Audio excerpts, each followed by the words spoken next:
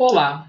Por meio de uma sequência de vídeos, explicarei a vocês como realizar o trabalho disciplinar da disciplina Estrutura de Dados. Este vai ser o primeiro de uma sequência de vídeos que irá explicar a parte 1 do trabalho. Bom, primeiramente temos que lembrar que os grupos, foram sorteados para os grupos uma estrutura de dados, entre elas a lista, a pilha ou a fila. Bom, no meu caso aqui, eu irei analisar a fila circular, ok? De tal modo, então, assim, que eu não beneficie nenhum grupo, e aprenderemos também uma nova estrutura de dados. Bom, a fila circular, ela consiste, então, de uma fila em que o primeiro elemento é o primeiro que sai, que é o que a gente chama de lógica FIFO, First In, First Out. Bom, então ela é bem parecida com a fila, mas a sua forma de implementação é um pouco diferente.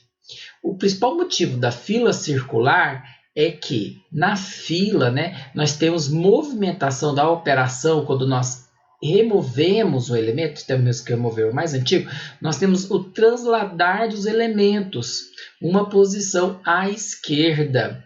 Bom, e transladar elementos significa uma necessidade muito grande de mexer na memória quando nós estamos tratando de memória sequencial. Logo, uma das pontos negativos da fila implementada com a memória sequencial, é esse tempo necessário para transladar os elementos. E a fila circular vem justamente para tentar minimizar este efeito.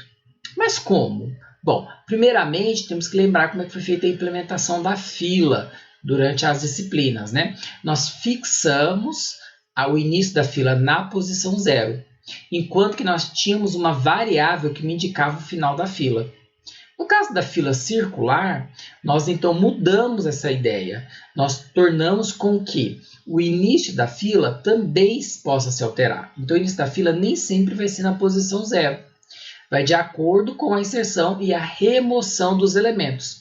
Bom, então, por exemplo, se inserirmos 3 números, 1, 2 e 3, nessa sequência, o número 1 vai estar na posição 0. Na hora que nós removermos este número, o início da fila agora não é mais na posição 0 do meu vetor, será a posição 1 do meu vetor.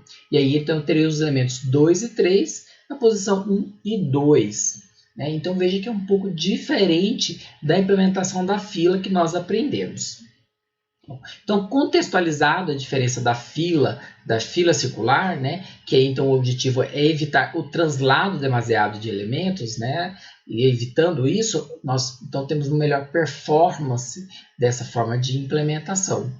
Vou mostrar para vocês rapidamente aqui o código da fila circular. Bom, lembrando, a fila circular, então, como ela é parecida com a fila, nós, como também as demais operações, nós definimos uma estrutura de dados, uma estrutura para representar essa estrutura de dados. Aqui no caso, então, eu usei o struct para definir a estrutura fila circular. E o typedef para dar um alias, um apelido a essa struct fila circular, a qual eu chamei fila circular com F maiúsculo. A fila circular, então, como ela vai ser implementada usando memória estática aqui, nós então utilizamos um vetor, uma quantidade de tamanhos definida, aqui eu deixei número 6, nós podemos alterar, por exemplo, para 10, para 100, para 1000, de acordo com a necessidade da nossa fila circular. E eu vou ter uma variável que me indica o início da minha fila e o fim da minha fila, ou seja, vai indicar as posições onde começa o início da fila e aonde termina o fim da fila. A fila circular, ela tem uma característica. Bom, já que o fim e o início, ambas vão se alterando ao longo da inserção e remoção de elementos, é necessário deixar um marcador no nosso vetor. Este marcador, pelo menos uma posição, é necessária para diferenciar uma fila que está cheia de uma fila que está vazia. Bom, então aqui no nosso caso, o tamanho da nossa fila tem que ser a quantidade de elementos que nós desejamos mais 1, que será esse marcador. Então, se eu quero 1000 elementos, eu vou colocar então 1001. Bom, lembrando, isso é só no caso da fila circular. Nas demais estruturas de dados, a fila, a pilha e a lista, eu deixo números desejados, porque ela não tem essa característica de ter esse marcador. Bom, e aqui logo em seguida eu tenho então a instanciação da minha fila, né? A criação de uma variável f minúsculo, né? Que é do tipo fila circular. E assim então eu tenho que reservar espaço na memória para poder manipular espaço na memória suficiente para essa fila, esse tipo de estrutura, fila circular. Lembrando das operações básicas das nossas estruturas de dados, nós temos o inserir, o remover e o imprimir. Então aqui estão declarados os protótipos e algumas funções auxiliares, que é o verificar cheia, verificar vazia e o inicializar. Bom, não descreverei cada uma dessas operações, porque nós já vimos durante a disciplina. Bom, em seguida eu tenho a implementação de cada uma das operações, das funções, né? Então eu tenho a operação inserir, em que para eu poder inserir na fila circular, eu vou verificar se a fila não está cheia, né? Então eu tenho que ter espaço para poder guardar aquele número que foi solicitado e veio como um parâmetro. Bom, então eu verifico se ela não está cheia e então eu vou colocar na onde fim me está indicando, eu vou colocar o elemento da posição, o número que eu desejo no vetor. Então, fim vai me indicar a posição livre que eu posso inserir o elemento no vetor. E em seguida, eu atualizo o fim da fila. E aqui eu uso um cálculo operacional, porque como o fim da fila ele vai se alterar, né, eu posso ter o caso de que o final da fila ser o fim do meu vetor. E os elementos voltam a ser inseridos, estão inseridos no início do vetor. Então, eu tenho um cálculo aritmético aqui que é feito para identificar a próxima posição livre da fila. Bom, e se a fila estiver cheia, eu informo ao usuário. Bom, e em relação à operação remover? A operação remover aqui, né, ela verifica se a fila está vazia, pois se ela estiver vazia, eu informo ao usuário. Caso tenha elementos na fila, o que eu faço? Né? Eu pego, então, crio aqui uma variável auxiliar, porque eu vou retornar este dado que está guardado na posição do início da fila, né, porque a fila a gente remove o elemento que está no início. Então, aqui no início da fila, eu vou pegar o elemento que está naquela posição no nosso vetor e vou guardar na variável auxiliar. E em seguida, eu atualizo o início da minha fila.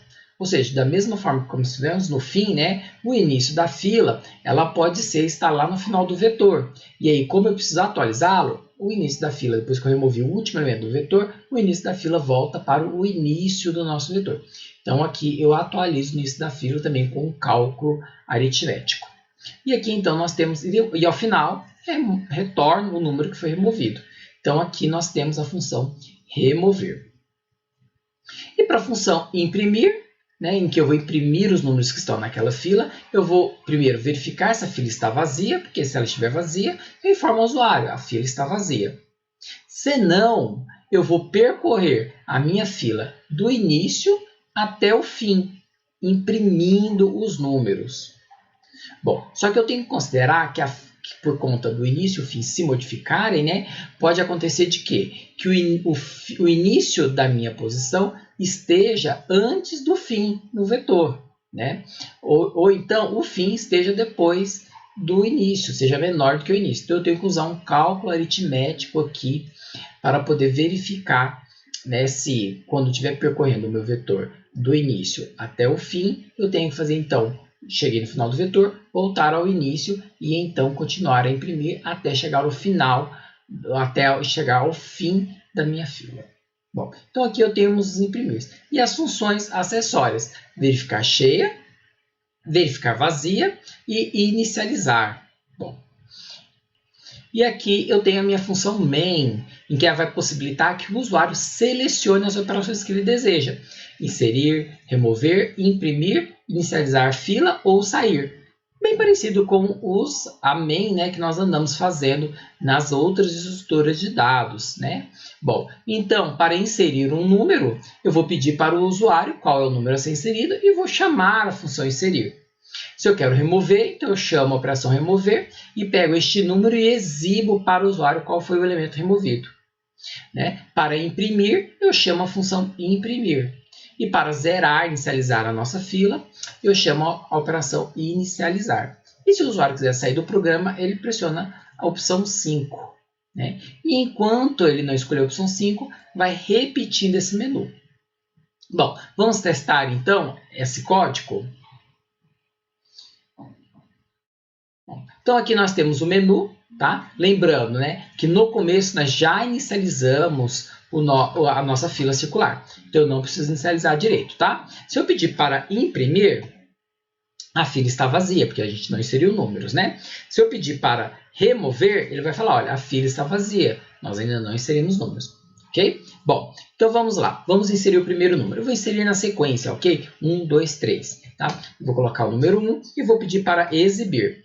Então, lá, o número 1 impresso, né? Aqui, ó. Ok? Bom, eu vou digitar o número 1 e vou pedir para inserir o número 2. Então, o resultado da nossa lista é 1, 2, né? Da nossa fila, desculpa. A nossa fila é 1, 2. Eu vou pedir para inserir agora o número 3, né? Para onde vai o número 3? Para o final da minha fila. Então, o resultado deveria ser 1, 2, 3. Ok? Bom, se eu pedir para remover, qual número deve ser removido? O número 1. Então, 2, tá lá. O elemento removido foi 1. E vou pedir para imprimir. 2, 3. Bom, então eu vou pedir de novo para remover. Vou remover a opção 2. Ok? Então, o elemento removido foi o número 2. Então, o número 2 foi removido, eu vou pedir para exibir. Digite a opção 3. Então, o número 3 aqui é o único que está na nossa fila. Se eu pedir para inserir, né, o número 1, vamos considerar, né? O que deve ser impresso na tela do usuário se eu pedir a impressão da nossa fila? 3, 1. Então, aqui, né, o 3 em seguida do 1. Okay? Bom, encerrando aqui o programa com o número 5, né? Aí nós vimos brevemente a estrutura de dados fila circular. Okay? Bom, no próximo vídeo eu irei explicar agora como modificar esse código para que nós possamos então permitir que o usuário nos diga quantos elementos vão ser manipulados. Ok? Bom, então vejo vocês no próximo vídeo.